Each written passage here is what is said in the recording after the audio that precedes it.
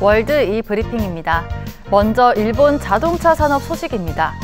세계 자동차 시장을 주도했던 일본 자동차 업체들이 중국 업체들에 밀려 무너지고 있는 것으로 나타났습니다. 세계 최대 자동차 시장인 중국에서는 전기차를 앞세운 중국 업체들에 일본 업체들이 점점 밀려나고 있는데요. 도요타, 혼다, 미쓰비시 등 6개 일본 자동차 업체 모두 점유율이 떨어져 5년간 8.8%포인트 하락했습니다. 동남아 시장도 마찬가지여서 인도네시아의 경우 일본차 점유율은 5년간 6.1%포인트 떨어진 것으로 나타났는데요. 글로벌 시장 전체적으로도 일본차의 위상은 크게 추락하고 있습니다. 1998년 세계 시장에서 일본차 점유율은 21.6%였으나 2023년에는 11.4%로 반토막 났습니다. 반면 중국차는 1.4%에서 38.4%로 27배나 커졌습니다. 캐나다입니다. 도널드 트럼프 미국 대통령이 취임 첫날 캐나다 제품에 25% 추가 관세를 예고한 가운데 캐나다가 서둘러 진화에 나섰습니다. 쥐스탱 트리도 캐나다 총리는 추가 관세 부과 발언이 나온 이후 트럼프 당선인과 직접 통화했다고 밝혔는데요.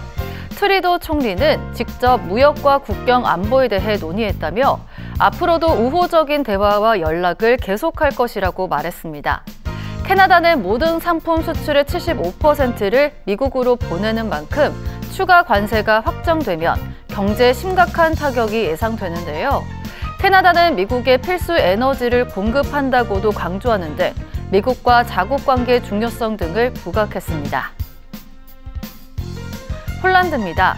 폴란드도 현재 추진되고 있는 유럽연합과 남미 경제공동체 메르코수르 간 자유무역협정 FTA의 반대 입장을 표명했습니다. 도널드 투스크 폴란드 총리는 메르코수르와 FTA에 관한 합의를 이런 형태로는 받아들이지 않을 것이라고 말했는데요. 현재 EU 최대 농업 생산국인 프랑스를 비롯한 벨기에 등 곳곳에서 협정에 반대하는 시위가 벌어지고 있습니다. 폴란드 농민들도 지난 23일 협정에 항의하기 위해 우크라이나와의 메디카 국경을 봉쇄하기도 했는데요. 연내 타결이 유력해졌다는 분석이 나왔었지만 유럽 안에서도 온도차가 커 협상이 쉽지 않을 것으로 예상됩니다. 끝으로 중국입니다.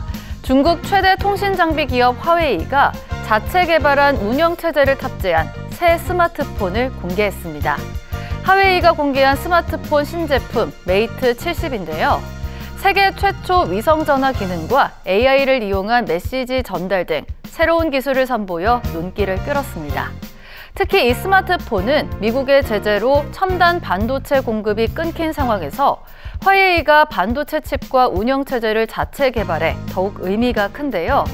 트럼프 전 대통령의 재집권으로 미국의 반도체 추가 제재가 예상되는 가운데 중국 자체 개발 스마트폰이 성공할지 시장에 이목이 쏠리고 있습니다. 지금까지 월드 이브리핑이었습니다.